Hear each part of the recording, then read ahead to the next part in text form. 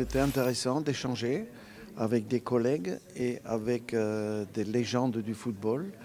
Il y en avait qui étaient venus aussi du Nigeria.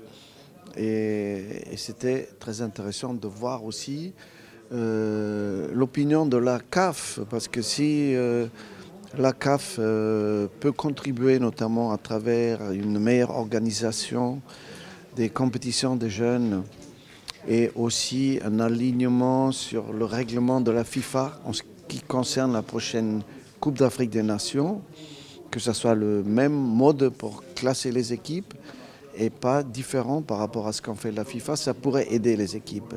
Et aussi on a pu échanger entre techniciens sur les stratégies adoptées, sur les possibilités d'intervenir pendant le tournoi, et aussi sur l'arbitrage, bien sûr, sur le VAR qui était aussi un sujet important.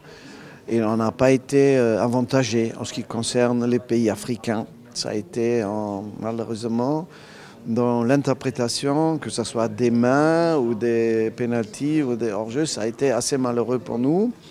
On était, en ce qui nous concerne, le Nigeria, on était dans les 3 matchs pratiquement à l'extérieur, puisqu'on avait tout le public qui était soit croate, islandais ou argentin, avec quelques centaines de Nigérians seulement. Donc c'était difficile pour les jeunes joueurs. Le début de match notamment, où ils ont mis un peu de temps à rentrer, ça a été mieux chaque fin de deuxième mi-temps.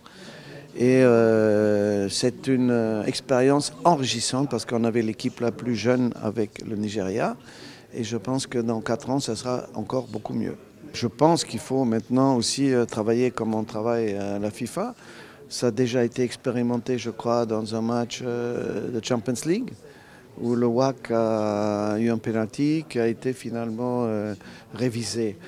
Il faut aller dans ce sens, la technologie peut nous aider, mais l'interprétation doit être plus simple. Une main décollée du corps est un penalty. Si elle est sur le corps, il n'y a pas de penalty. Et ce n'est pas intentionnel ou non intentionnel, comme ça a été difficile à interpréter pendant la Coupe du Monde. Il faut que les règles soient plus simples et que les gens qui interprètent ces images soient très honnêtes. Les obstacles, je crois, c'est, en ce qui me concerne avec le Nigeria, c'est que nous avions une équipe très très jeune qui a manqué d'expérience. On était les plus jeunes à cette Coupe du Monde.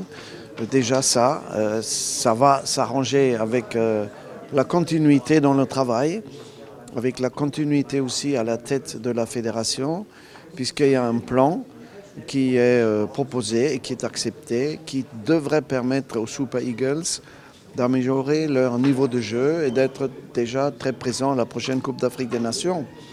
Ce qui a entravé aussi, c'est quelques décisions d'arbitrage malheureuses.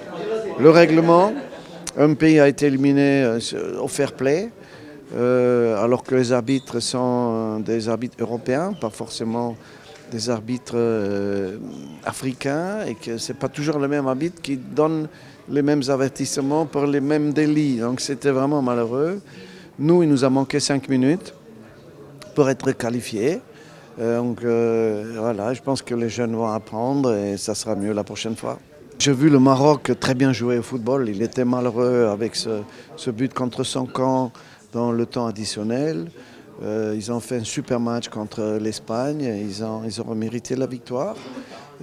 Ça tient un peu de choses. On est très proche du haut niveau, très très proche du haut niveau. Mais quand vous avez 13 équipes comme les Européens à la Coupe du Monde et que 5 africaines, eh bien c'est la probabilité d'être au deuxième tour est plus petite pour les Africains que pour les autres.